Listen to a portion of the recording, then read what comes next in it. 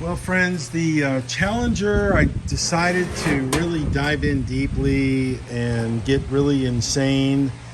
This is the driver's side rocker panel, and I wanted to take it off surgically to try to blast the inside and maybe fix it and reattach it, but it was just too much to remove safely given the amount of damage that it does have, all the holes in it. And it would have just been too much to try to quote fix it. So it's going to be repaired. It's going to be replaced with a new one along with the inner rocker. And what was driving me yesterday, and I'm going to show you the car in just a second. What was driving me yesterday was the bottom of the A-pillar, which is this right here. This is the bottom of the A-pillar. If I can try to, okay, yeah, this is how it set in there, and the rust was really bad on the inside. See right here, and I'll call you back later. You can see right here how it's corroded, and the reason why I even dug into this deeply is because I decided I'm going to make this car into a convertible without a convertible top, make it more of a summer car. So I have to strengthen from the lower A-pillar that sits on top of the rocker all the way up around the windshield. And the rocker was damaged from the rust, as I showed you. So this thing just evolved into a much bigger project than I wanted to do because the car dictated it. You can see that fit. Let me grab the piece. This piece fit right in here.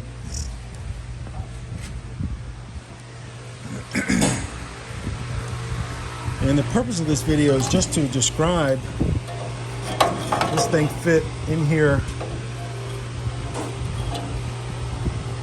kind of like on top of the rocker.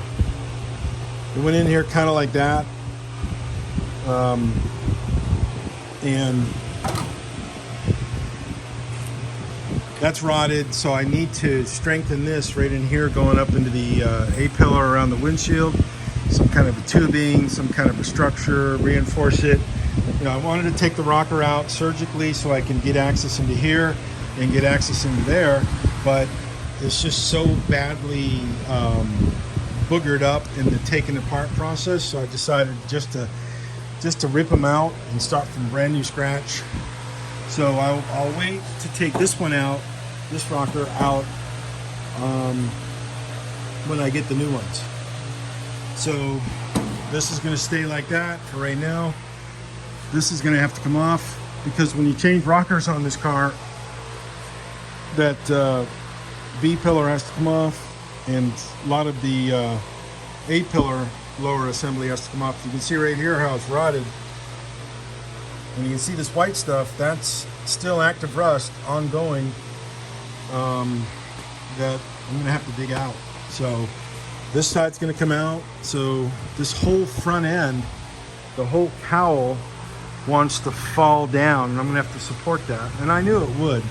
You can see it move here a little bit.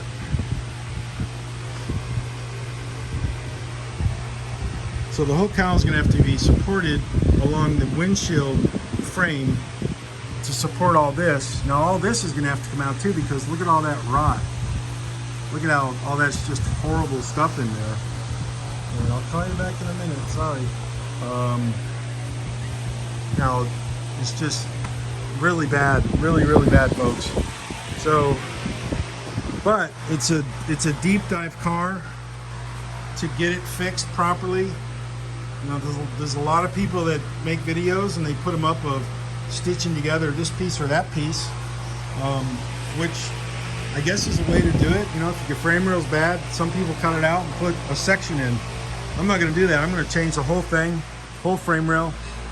This rear cross member right here is going to be welded into the support beam, and so that'll stay stationary when I remove the frames and junk the frames. That'll still stay right there, locked in place. I'll lay the new frame rail in here on that support stud, and it's all structurally sound. I mean, it's even though the vehicle itself is not, but it's structurally sound because it's tied into a frame. You know, it's tied into a support dolly structure build table. So, you know, this is the argument I made with a few folks about doing this sort of work on their jack stands. I said, you can't really do it. It's too difficult to do. So, you know, here it is, this Challenger. I'm going to push this off to the side here today or tomorrow and resume on the other projects, and then this thing will sit for a while, and I'm going to order some metal for it and then start building it. So I've still got a lot more. You know, I don't really have to take off that old remnants of the metal here and here because that's all going to go in the trash. I'll probably have to save some of these structures right here, some of those frames that tie into the rockers, but other than that, no, I'm going to get torque boxes for it, put torque boxes in this car because I'm going to have to. I mean, it's a necessity to do that to make this car strong, because it's not going to have anything, it's not going to have any roof structures. It's going to be this, you know, and then I'm going to make this all hardtop right in here, make that all, you know, keep the trunk in there and then put an extension up and then maybe some little bubbles built into the metal to correspond to the seats. I don't know if I'm going to have a back seat in it or not. I might. But if there is a back seat, it's going to be a very small one, and or maybe just you know, stereo equipment there, or a cover so I can put stuff in there. I'm not quite sure yet, but it has to be done. This level of work is required on cars with this level of damages, and you know, the car is 50. Oh my God, 52 years right now. That's crazy. 52 years old, so it has to be done.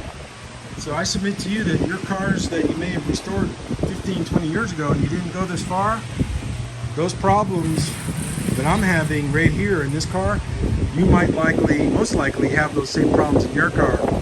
Sadly, that restoration you did or paid someone to do probably doesn't involve this, just because maybe these parts weren't as bad 20 years ago.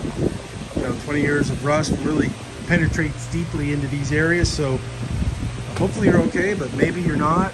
Probably you're not. That's the truth about this. And I've had some people say, well, it's just a regular 318 Challenger. Why even mess with it? Well, the answer to that is because it's a 1970 Challenger.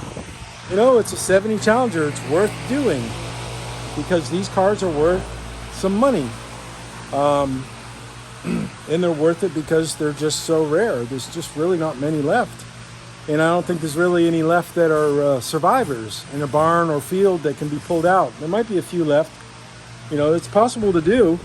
You know, barn finds are out there, field finds are out there. I mean, Steve will tell you, this car right here, that was this was a field find down there in Katy, Texas. This car right here, a field find. It wasn't a barn find, it was a field find. We found it, and you can look right here on YouTube and look for the video called Finding Two Mustangs. That's mine. That's this car right here, maybe 9-10 years ago. Every panel on it is new.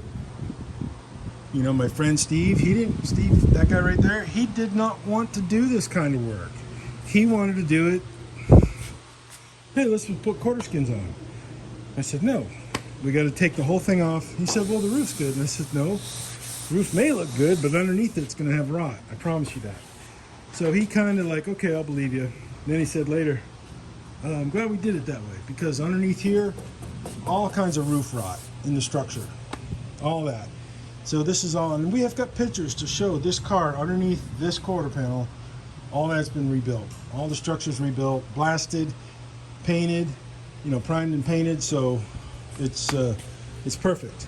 New floor, new everything. This car is new, everything. So they are expensive to do, very expensive, but they are worth it. So there's testimony right there to what you can do with these cars. And that right there is a nice beauty. Wow, that's a good looking motor, man. Wow. So this Challenger right here is going to be like that Mustang. you know, the same kind of story. So folks, you've got to dig deep. There's really no quick and easy fix. You can't, you know, cut out a piece and then change it. And you have to get your car blasted. You have to get the entire car blasted. Because I hate personally working on dirty stuff. All my stuff is blasted. Anybody that comes to me wanting to get their car done, it's always first they come in for a blasting job, and then the metalwork might ensue. But I always tell folks, I said, look, this is going to be an expensive job to fix this kind of metalwork or to do this kind of work on these cars. It's very expensive because it's all open-ended. It's all billed by the hour, and then you got to pay for the supplies. So, you know, if you can do it on yourself, if you can do it on your own, great. But doing it on your own by sectioning out frame rails, welding in new ones without taking the car down to this kind of situation or to this condition, you're doing the car a disservice. You're doing yourself a disservice because you're wasting time and money on fixes that are just really, really inferior. So, sadly, there's a lot of cars out there with those kind of inferior fixes. Now, of course, I'm not perfect. I'm going to make a lot of mistakes. I always do. But I try to look at my peers, what they do, and try to improve upon it. And if they do things better than I do, I incorporate those kind of traits, characteristics, and qualities into my own work to make my job better and the work I do for you better. So, you know, little peekaboo holes like this with rust, all this.